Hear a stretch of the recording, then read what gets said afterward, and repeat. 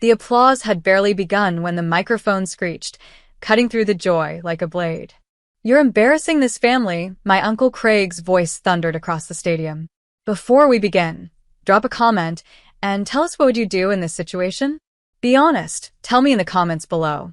We read every comment. Let's begin." I froze. My cap tilted slightly as I turned my head, slow as stone, and saw him standing by the mic stand, gripping it like it owed him something. "She cleaned toilets to pay for this degree," he barked, laughter breaking out in the section where most of my relatives sat. Aunt Lisa covered her smirk with a fake cough. My cousin Blake howled like he was watching a sitcom. "And now she thinks she deserves applause?" I didn't say a word. I didn't blink. My hands curled around my graduation folder, shaking, but not from fear. From control. I refused to give them my tears. But then, just before another insult could leave his mouth, the dean stepped back to the mic, raised a hand, and said calmly, "We have a special guest here today." The crowd murmured. My family looked confused. Then came the sound of shoes on polished tile. Click, click, click. I knew those footsteps. And when I turned my head, I saw him. Dark suit. Silver cufflinks. Calm, calculated power in every step. My husband, Nathaniel Cole, CEO of the fastest rising investment firm on the East Coast, walked onto the stage, eyes locked on me. The crowd gasped. My uncle stepped back, as if hit by a wave. Nathaniel took my hand gently and turned to face the crowd. "She didn't just clean toilets," he said, voice rich and firm. "She worked every day and night while most people her age gave up after one failed exam. She didn't ask for help. She earned this. And this woman, my wife, graduated top of her class in biochemistry while running 2 jobs and taking care of her disabled neighbor." Silence. A heavy, embarrassed silence. My aunt's jaw was slack. Blake's laugh had died mid-giggle. Nathaniel turned to me, kissed my hand, and whispered, "Let's show them what real success looks like." I smiled for the first time in minutes. But that was just the beginning, because they had mocked me for years. And now? Now I was done staying quiet. We left the stage hand in hand, but I could feel every eye drilling into my back. The ceremony ended, the caps flew, and cameras flashed, but all I saw were those stunned faces. And I wasn't done with them. Not yet. Outside the venue, the family swarmed like hornets. Uncle Craig stormed toward us, red-faced and loud. "What kind of game are you playing, Riley? You marry some rich guy and think it erases who you really are?" I turned slowly. My voice, when it came, was calm. "And who do you think I really am, Uncle Craig?" "A janitor," he spat. "A nobody from the gutter. You cleaned bathrooms in high school. You lived in a trailer, for God's sake." I didn't flinch, but Nathaniel stepped closer, jaw tight. "I chose her," he said coolly. "Not because of where she came from, but because of what she survived." Craig laughed bitterly. "You really think her sob story makes her worth something?" "I know it does," Nathaniel snapped. "And, by the way about that trailer? She bought the land it was on, renovated it, rented it out. She owns 3 properties now, including a duplex in Boston." Their silence was louder than their insults. "And while you were mocking her," Nathaniel added, "she was investing." Aunt Lisa's voice broke through. "You're lying. She's just pretending." Riley was always the weak one. I looked her dead in the eye. "Was I?" I said, "Because I remember you calling Mom selfish when she got sick. I remember scrubbing motel floors at 14 just to pay for her insulin while you took vacations to Cancun." Lisa blanched. "That's not." "You stood at her funeral and said, 'She should have tried harder to stay alive.'" My voice cracked, but I didn't look away. "And then you laughed at me when I said I was applying for college. You all did." No one spoke. Nathaniel took out his phone. "I think it's time they see what you've been doing while mocking my wife." He tapped play on a video.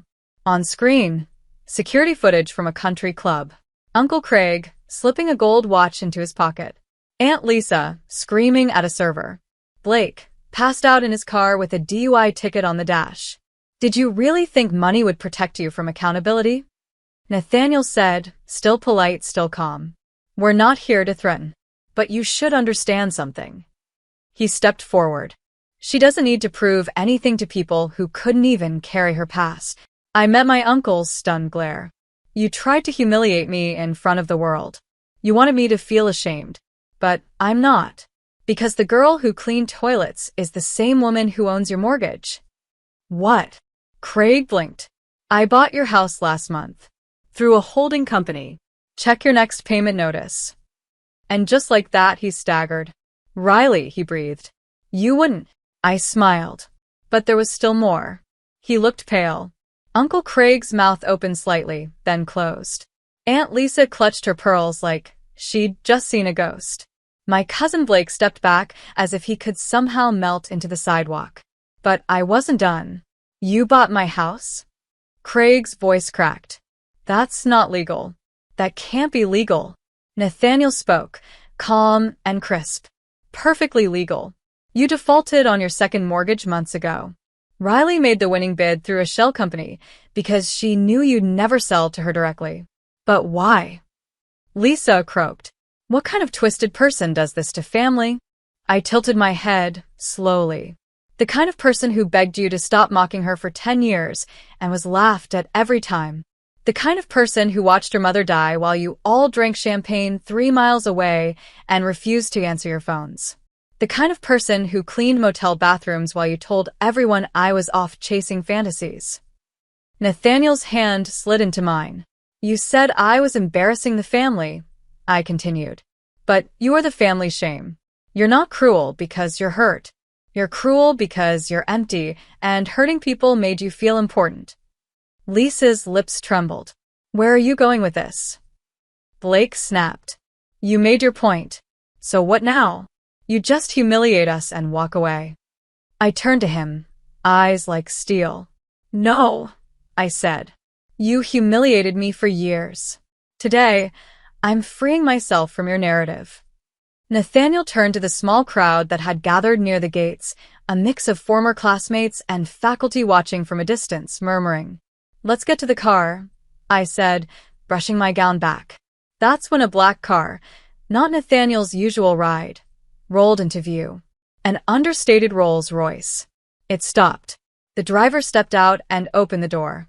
An older woman with warm eyes and a walking cane stepped out. My grandmother. Gram?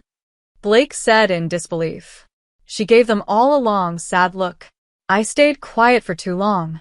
She reached into her coat pocket and pulled out a thick, sealed envelope. I changed my will last year, she said, handing it directly to me. Lisa gasped. Mom, what are you talking about? I gave Riley control of my estate. Everything. The land, the business shares, the savings. I watched all of you mock her while she worked harder than anyone. You thought she was the failure of this family. But she's the only reason this family still has a chance at redemption. Uncle Craig stepped forward, but Gram held up her cane like a sword. Don't, she said, her voice suddenly firm. You've taken enough from her. I opened the envelope, inside a notarized declaration and keys. To the house by the lake, Gram said. Your mother's favorite place. Yours now. Nathaniel whispered into my ear.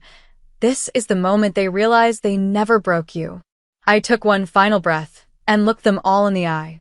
This isn't revenge, I said. It's restoration. I'm not here to destroy you. I'm just done pretending you ever mattered. And with that, I turned my back. But behind me, I heard it. The sound of reality shattering. Whispers. Regret. Silence. The sound of our heels on the pavement felt louder than the chaos behind us. Like a final drum roll before a curtain dropped on a play no one would ever dare stage again. We reached the car. Nathaniel opened the door for me with a gentle nod. But before I could step in, I turned back one last time. Because even though I'd said my piece, I could see it in their faces. They still thought this was about the money. The car. The husband. The estate. They hadn't grasped the real weight of what had just happened. So I walked back toward them, slowly. Uncle Craig stood stiff, his pride crumbling.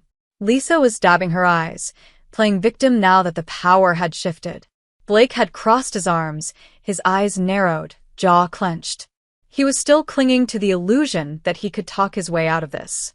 "You know what hurts the most?" I said softly, loud enough for all of them to hear. "It's not the way you mocked me, or laughed when I came home smelling like bleach and sweat. It's that every time I achieved something, anything, you told me I didn't deserve it, that it was luck, that it was cute, that it wouldn't last. Because it was embarrassing," Craig hissed. "You showing up to family dinners in that old uniform, acting like it was normal to work 3 jobs. "I was normal," I interrupted, voice sharper now. "You were the ones faking it, maxing out cards to keep up with country club appearances, hiding bankruptcies behind fake LLCs. Craig, you've refinanced your house 5 times. Blake, you sold your car for crypto and told everyone it was a business decision. Lisa, you borrowed my student loan refund once to pay for Botox and told me it was an investment in your public image." Their jaws dropped again. Because I wasn't just speaking emotionally now. I was holding a mirror up. "You all created this narrative where I was the pathetic one, the charity case. But I was the only one not pretending." Silence. Then I looked at my grandmother. "I used to think staying quiet made me mature, that being humble would eventually earn me your respect. But it only made me smaller in your eyes. And I'm done shrinking to make you feel tall." Tears filled Graham's eyes. "I should have spoken up years ago," she whispered. I shook my head. "You're doing it now. That's enough." Suddenly, Lisa stepped forward. "Riley, wait. Maybe we misunderstood you. Maybe we can talk." I stared at her. "You want to talk now?" I asked. She hesitated. "We're family." The word hit like a slap. "No," I said, calm and cold. "We're relatives. That's not the same thing." I turned and walked back toward the car without another glance. The door shut behind me with a soft, final click. Nathaniel reached over and took my hand in the silence that followed. His thumb traced my knuckles gently, a quiet promise of peace. "You okay?" he asked. I nodded, swallowing the lump in my throat. "Yeah, just realizing something." "What's that?" For so long, I thought proving them wrong would make me feel better. But it doesn't. What feels better is knowing I didn't turn into them. He gave me that slow, proud smile he always wore when I surprised him. "You turned into someone better. Someone unstoppable." We pulled away from the curb. Behind us, my so-called family stood in stunned silence, faces pale, illusions shattered. Ahead of us, the road stretched wide and open. I rolled down the window, letting the wind rush through my hair. For the first time in years, I breathed freely. No more shrinking. No more silence. No more shame. And as the city skyline came into view, I whispered to myself, "I earned this." 2 weeks later, I stood barefoot on the hardwood floors of my mother's old lakehouse, now legally mine.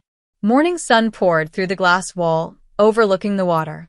The lake shimmered in soft ripples, and a gentle breeze teased the curtains like a whisper from the past. I hadn't cried the day I reclaimed my dignity, but I cried that morning, not because I was broken, but because I was whole. Because after years of humiliation, silence, sacrifice, and rejection, I was finally standing somewhere that felt like mine. And not just on paper, in soul. Nathaniel came up behind me, wrapping his arms around my waist. His voice was quiet. "You didn't just survive them, Riley. You transformed every blow into something beautiful." I leaned into him. "It doesn't feel real." "It is." There was a knock at the front door. I pulled away slowly and opened it to find Graham, her cane in one hand and a soft smile on her lips. "Did I catch you two at a bad time?" she asked gently. "Never," I smiled, hugging her tightly. She walked slowly inside, her eyes sweeping across the familiar living room. "Your mother loved this place. She'd be so proud of you." I swallowed the lump in my throat again. "I hope so." "She would," Graham said firmly. "And Riley, I want to apologize." "You don't have to." "I do." She looked me in the eye. "I watched them belittle you. Watched you carry burdens a girl your age shouldn't have. And I stayed quiet because I didn't want to stir trouble. But that silence, it cost you. And it cost me my peace. I hugged her again. Thank you for speaking up when it mattered. I should have done it sooner. But you were never alone. Not really. We sat on the back deck, the three of us, sipping coffee as the lake glistened. That afternoon, a thick envelope arrived via courier, delivered by hand. I opened it and found legal documents confirming full ownership of my uncle's house. I'd filed the transfer papers the week before, knowing the grace period would expire soon. I held the power to evict him, to destroy him the way he'd tried to destroy me in front of the world. But I didn't. I picked up my phone and dialed his number. He answered with hesitation. Riley, I'm transferring the house back to you, I said plainly. Under one condition. Silence. An apology, I said. A real one. Not in private. Not whispered. But in front of the same relatives who laughed with you. I want them to hear it. To know it wasn't me who was ever the disgrace. He stammered. Why would you, after everything, why would you do that? Because I don't want to become what you are, Craig. Petty. Vengeful. Miserable. And because I didn't fight to win. I fought to rise. He said nothing. I'll expect that apology by Sunday, I added, then hung up. Nathaniel watched me with awe. You just gave away the house. I nodded. I gave away the house, not the power. I still have that. But I'm choosing peace. That Sunday, at a brunch hosted by another relative, Craig stood, awkward, red-faced, and trembling. He looked me straight in the eyes. I mocked Riley when she should have been celebrated. I tried to bury her story because I was ashamed of my own. And I need to say, in front of everyone, I was wrong. You're not a disgrace, Riley. You're the only one among us who never pretended to be something she wasn't. The room was dead silent. Lisa blinked back tears. Blake didn't even meet my gaze. I stood and walked out without saying a word, because I didn't need applause, or cheers, or revenge. They would replay that moment in their minds forever, and that was enough. Months passed. I started my own research foundation named after my mom. Nathaniel and I traveled. We laughed more, slept better, built a life far from the shadows I'd once lived in. And sometimes, late at night, I'd think back to that graduation. The microphone, the laughter, the shame. And I'd smile. Because the girl who once cleaned toilets now built scholarships for girls like her. Because the woman who was mocked in public had become a story whispered in reverence. And because every time they'd tried to break me, they'd only taught me how to rebuild. Stronger, wiser, untouchable. And the next time someone said I didn't belong, I'd look them in the eye and say, no, you just didn't recognize who I was becoming.